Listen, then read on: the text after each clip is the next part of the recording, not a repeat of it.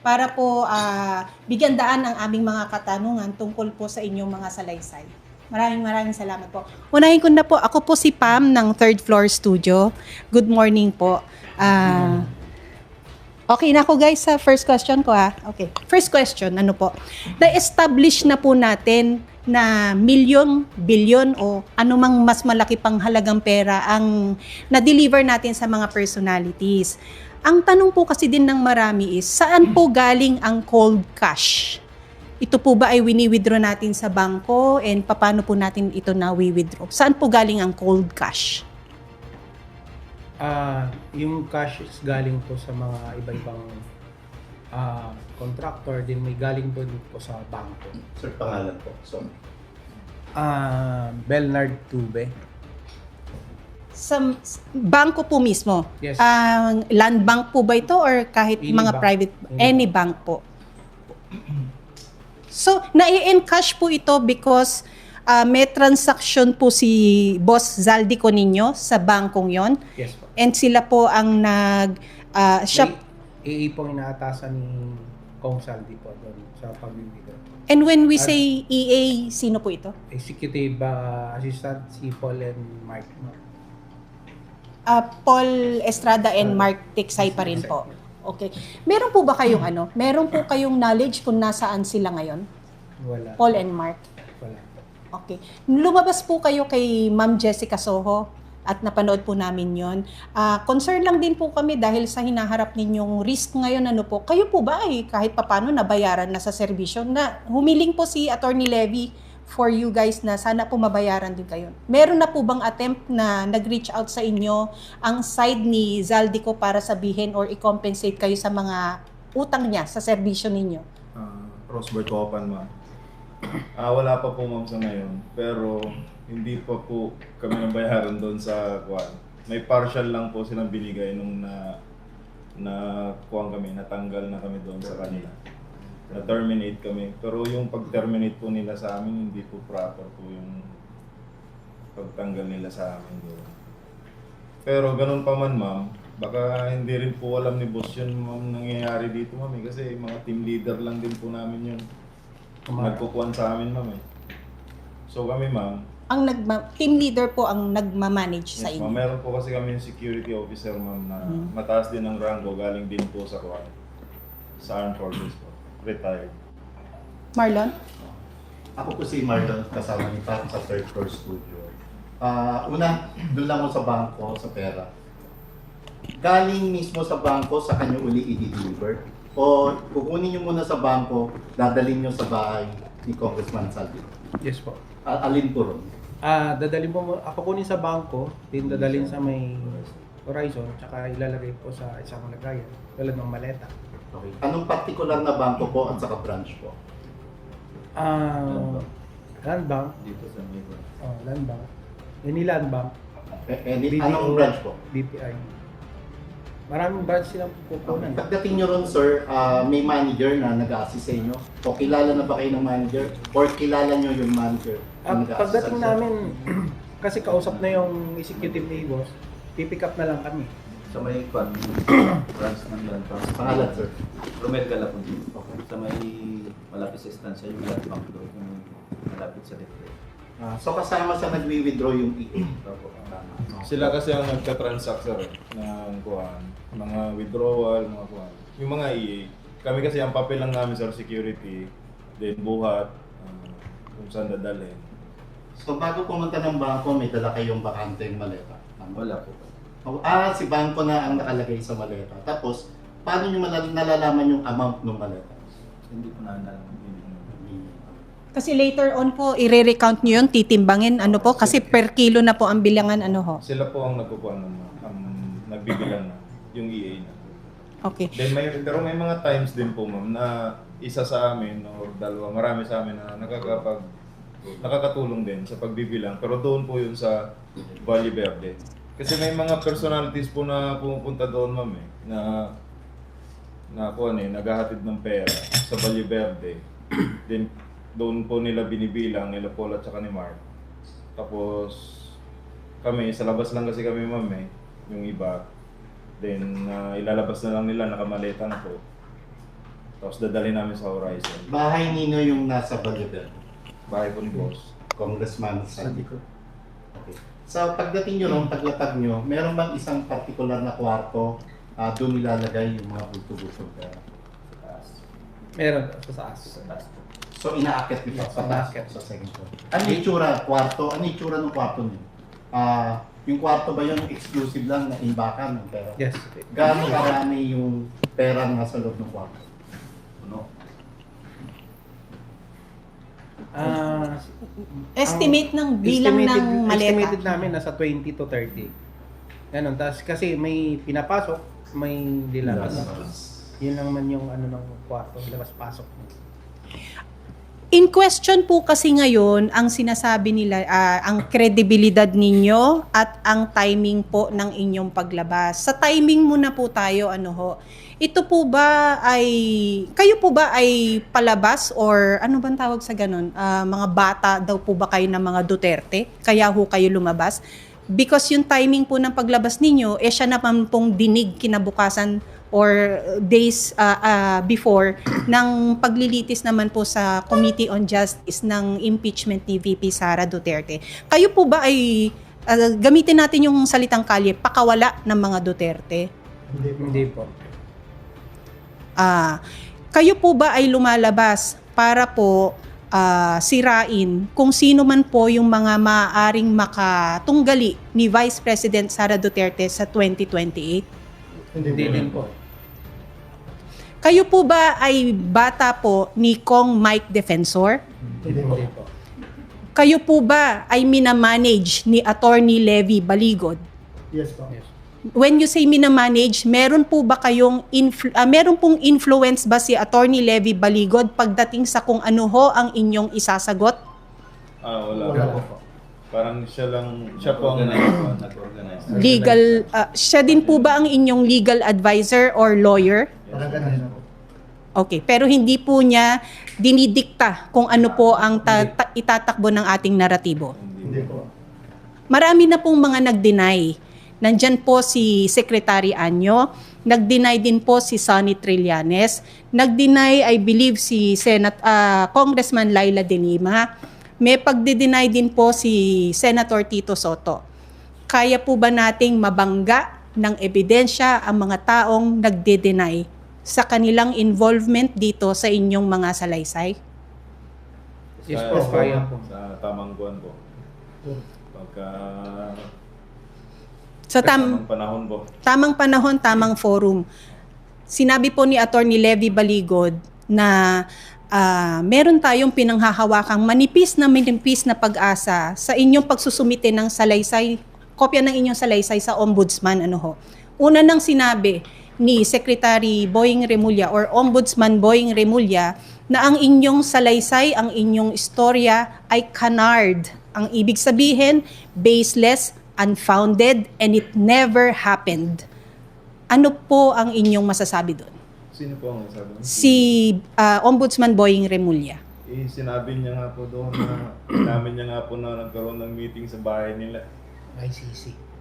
Paano po Paano hindi nangyari? Totoo rin. no? nangyari? Nangyari talaga naman. Pwede rin namin ituro yung mga pinag-deliveran namin, yung mga lugar. Mga Samahan bahay. namin sila. Marami rin po kasi nag-question sa inyong salaysay na si Congressman Laila De Lima during the time frame na kayo daw po ay naghatid, siya ay nasa kulungan pa.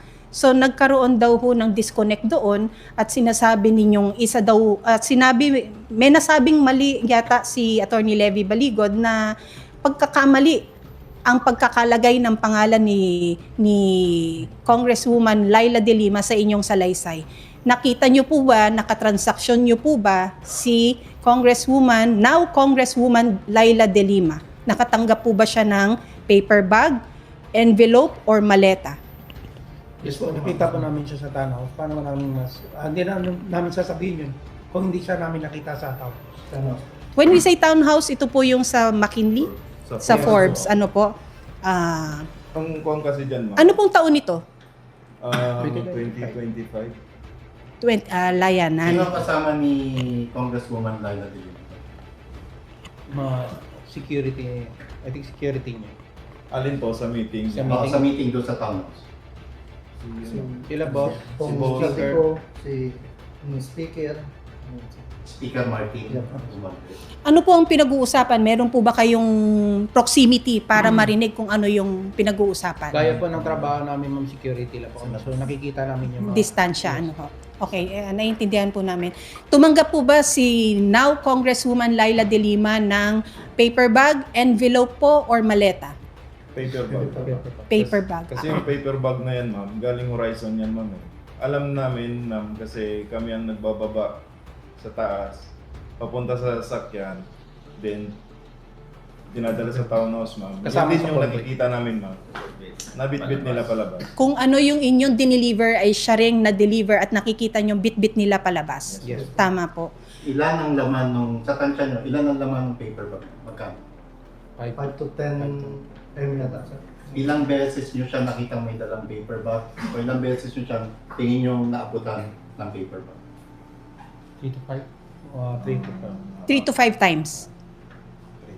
Hahabulin daw po kayo ng kaso ng isang dating Senator Sonny Trillanes, si ST, na codename niya sa inyong salaysay ano po or sa inyong mga pagkikwentuhan. Mababangga po ba natin ng ebidensya ang pagtangging ito ni Sonny Trillanes? Yes po, ma'am. Maraming beses po ba ninyong nakatransaksyon o nakita sa sa mga transaksyon ang isang Sonny Trillanes? Yes po, ma'am. Doon sa sinasabi niyong mababangga niyo ng ebidensya, I don't know kung komportable kayong sabihin, meron ba kayong hawak na video o retrato na ka-meeting ni Sonny Trillanes, si ganito at si ganito? Nakikita po namin yun sa townhouse. Yung litrato, yung mga kasama natin. No? Nakasama natin. Nakasama, nakita niyo rin ba si Sonny Trillanes na ka-meeting yung mga ICC prosecutors? Yes, sir. Yes, sir. May retrato kayo noon? Wala, sir.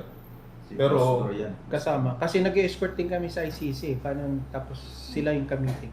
Gaano katotoo na nag-good time o lumalabas sa gabi yung mga ICC prosecutors? May sarili silang lakad. So, hindi na namin sila monitor. Pag tapos na yung meeting namin, so, sa room na kami, din sila sa room, hindi namin alam kung lumalabas ba.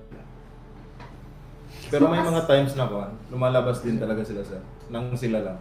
Sila lang, hindi na. Hindi na pinapaalam sa amin. Pero pagka may mga witnesses po na ka-meeting sila, may mga in-interview sila, kasama kami doon. Sir, aside po sa mga photos at videos, meron pa po ba kayong mga iba pang bagay na mag-prove po na ang inyong mga salaysay ay credible? Meron po.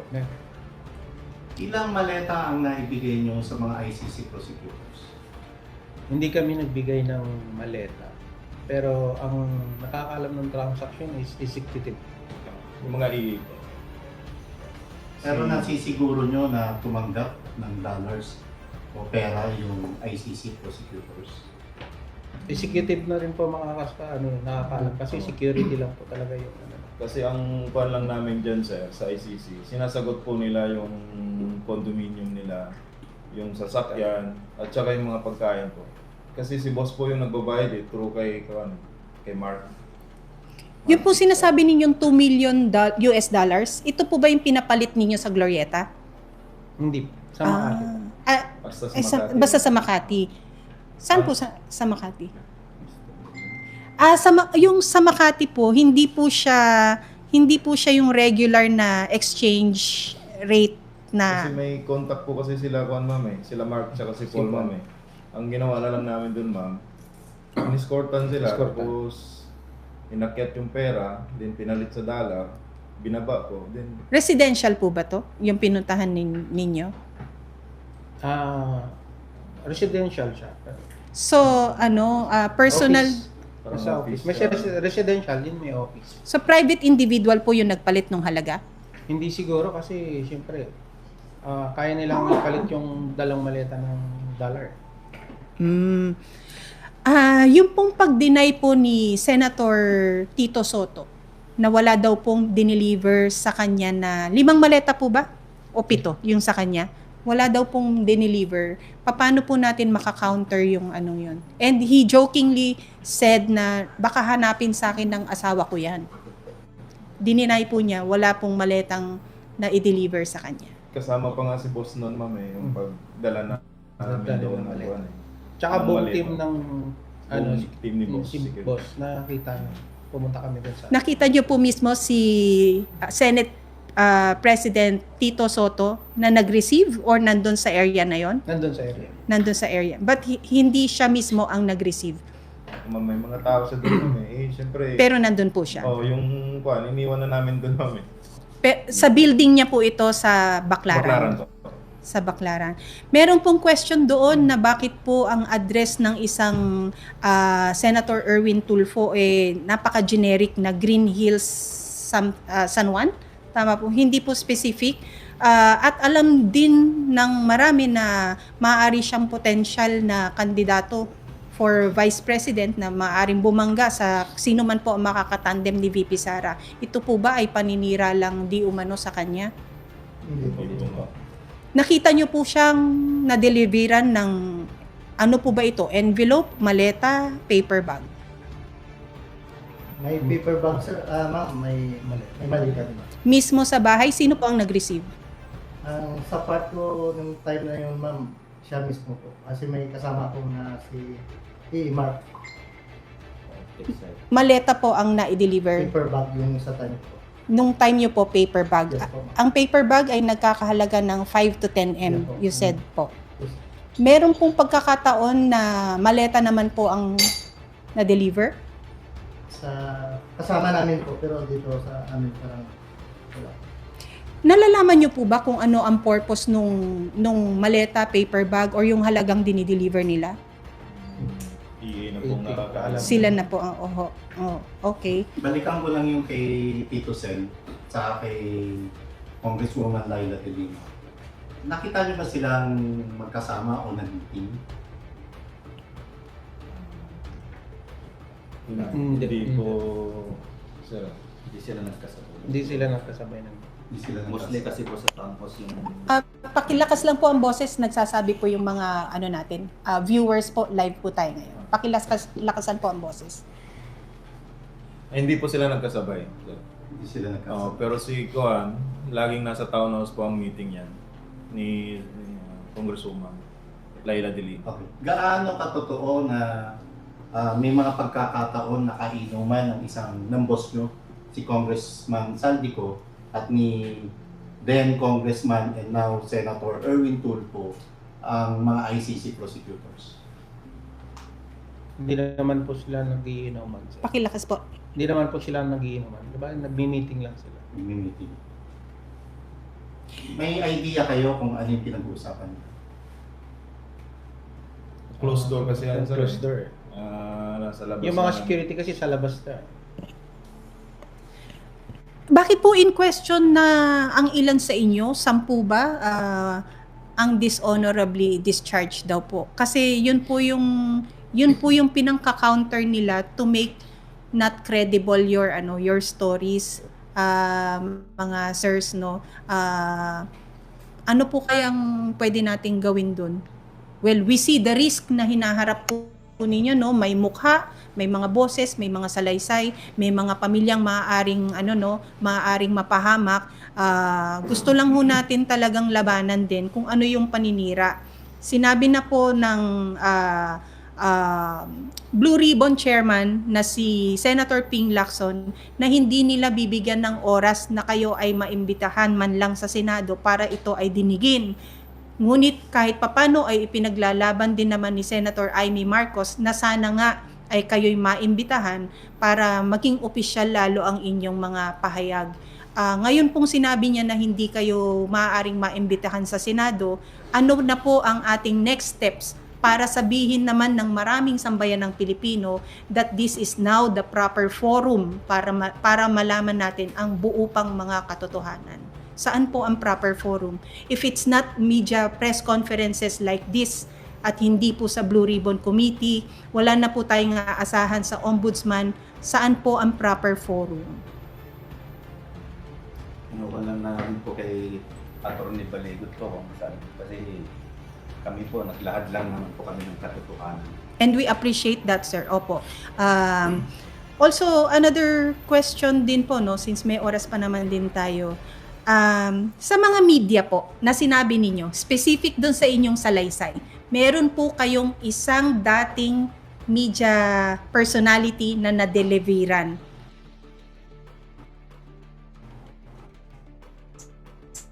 Sabi ko dapat, ma'am, andyan na. Po. Pero meron po bang mga media personalities na napapanood natin at nasa malalaking istasyon? Yes, ma'am, meron, ma'am. Pero sa tamang panahon na lang siguro, ma'am, namin sabihin yung mga tao na yun. Lalaki ba ito, babae? Merong lalaki, merong babae. TV o radio? Merong Parehas. medyo. Yay, parehas. English o Tagalog? 2 words po ba? Balikan ko lang yung yung sinisira yung credibility. After nung Club Filipino press conference, I know nakahinga kayo ng maluwag dahil nasabi nyo yung katotohanan. Tapos ang inaasahan nyo, merong gobyerno na dapat i-entertain at sasaluhin, aaskasuhin o didinggin o papalalimin palalo yung mga detalyeng isiniwalat nyo. Ngayong sinisira yung credibility nyo sa halip na pagtuon ng pansin yung mga detalye na mga ibinunyag nyo, ano ang tunay na nararamdaman? Siyempre sir, malungkot sa part namin kasi nagsasabi ka ng katotohanan, parang wala na. Kami pa yung hinahanap. Kami pa yung nagsabi ng totoo kung ano yung nangyari talaga kasi nandun kami sa actual. Kami pa yung kakasuhan. Ano pa yung dapat na gagawin sa amin? Kasi kung magsabi ka ng totoo, ikukulong ka. Eh bakit yung nagnakaw, hindi naman nakulong? So ang ikukulong ba kayo yung nag-witness na? Yung nagsabi ng totoo? Dati kayong nasa serbisyo at dati rin naging opisyales ng pambansang pulisya, isang Senator Ping Lacson. Inaasahan nyo ba na ganyan na magiging tugon dun sa mga isinawalat ng detalye? Hindi po, sir. Ano sa tingin nyo? Bakit nagkaganon? Hindi na namin ma-sponsor eh. Pero kasi parang ang nangyayari sa kuha natin, parang hindi na patas ang nangyayari, sir eh. Wala nang parang hindi na wala na tayong maasahan sa gobyerno natin, sir. Sa nangyayaring ganyan, high moral pa rin ba kayo o low moral na kayo? Ay moral pa rin. sir. Saan kayo umuhugot ng pagiging high moral? Sa Diyos at sa bayan ko din. Tsaka sir,